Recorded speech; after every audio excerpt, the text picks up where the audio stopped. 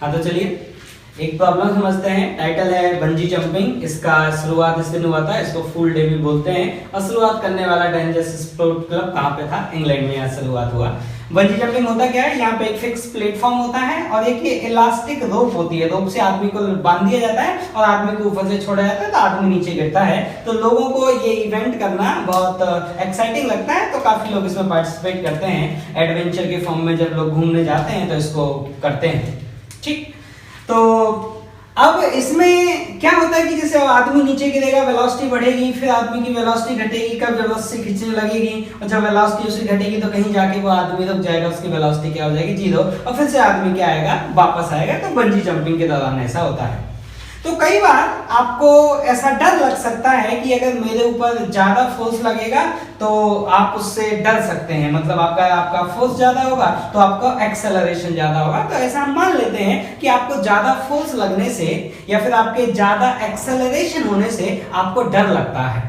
तो हो सकता है आपके दिमाग में ऐसा विचार आए कि जो मेरी रस्सी है वो L लेंथ की यूज ना करके मैं थोड़ी कम लेंथ की रस्सी यूज कर लूं, तो जिससे मेरा एक्सेलरेशन कम आएगा, मुझे डर कम लगेगा। ऐसा आपके मन में विचार आ सकता है। तो हमें यही चेक करना है कि आपके मन में जो विचार आया कि मैं कम लेंथ की रस्सी यूज करूं और उससे जो मेरा एक्सेलरेशन आएगा वो कम आएगा, तो क्या आपके मन में ये विचार सही आया? तो मैं कैलकुलेशन करता हूं।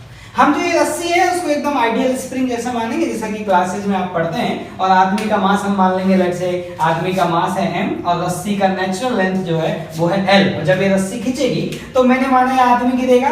तो देखिए बंजी जंपिंग में जब आदमी गिरता है ये एग्जैक्ट फ्री फॉल तो नहीं होता, लेकिन एटलीस्ट 11-12th लेवल तक आपको यही समझना होता है कि ये फ्री फॉल कर रहा है। तो मान लेते हैं फ्री फॉल कर रहा है। तो आदमी यहाँ से गिरा तो आदमी गिरते गिरते गिरते यहाँ तक आ गया, रस्सी पूरा स्ट्रेट हो गया, तो कितना लेंथ आया नीचे? l। तो आदमी की वेलोसिटी को हम लगभग कितना बोल सकते हैं? √2g। अब क्या होगा? रस्सी खींचना स्टार्ट होगी और जाएगा यहाँ जाकर इसका वेलोसिटी रुक गया। अब आप देखिए आदमी यहाँ से चला था 0 वेलोसिटी से और आदमी यहाँ पहुंच गया 0 वेलोसिटी पे, तो इसकी पोटेंशियल एनर्जी का लॉस हुआ। और जो पोटेंशियल एनर्जी का लॉस हुआ वो कहां चला गया? वो स्प्रिंग में जाकर स्टोर हो गया, दैट इज हाफ kx²। ये आपके पास एक क्वाड्रेटिक इक्वेशन है x में, आप इसमें x की वैल्यू निकालिए। मैंने क्वाड्रेटिक सॉल्व किया है, यहाँ से x का वैल्यू आया, यहाँ से kx इतना है। अब आप इसको ध्यान से देखना, ये जो kx की वैल्यू है, ये स्प्रिंग जो फोर्स लगाएगी आपके ऊपर वो फोर्स है, वो फोर्स कितना होगा स्प्रिंग का? kx। और नीचे क्या लग रहा होगा? mg। तो एक्सेलरेशन कितना आएगा? kx - mg/m।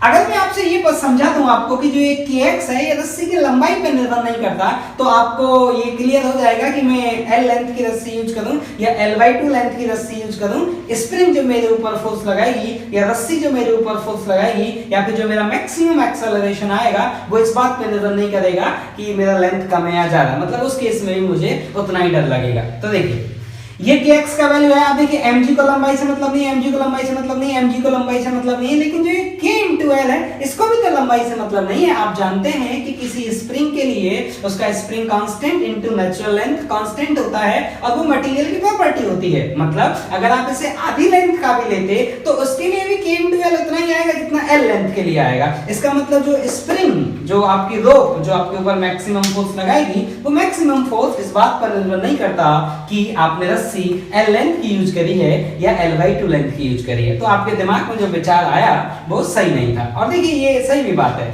हमेशा आपको जो विचार आए वो सही आए ये आवश्यक नहीं है। अगर आपको हमेशा विचार सही आ जाते तो आपको कोई पढ़ने लिखने की जरूरत नहीं थी, इतना मैथ और साइंस डेवलप करने की जरूरत नहीं थी। क्यों? क्योंकि आपको विचार तो सही आता है। तो अपने इंट्यूशन पे आप हमेशा स्ट्रांगली बिलीव नहीं करें। वो एक बिलीव करने का एक कारण हो सकता है, लेकिन स्ट्रांगली बिलीव नहीं करें, उसको मैथ की हेल्प से क्रॉस चेक अवश्य करें। जैसे कि यहाँ पे आपको फीलिंग आ रही थी लेकिन ऐसा मिला नहीं।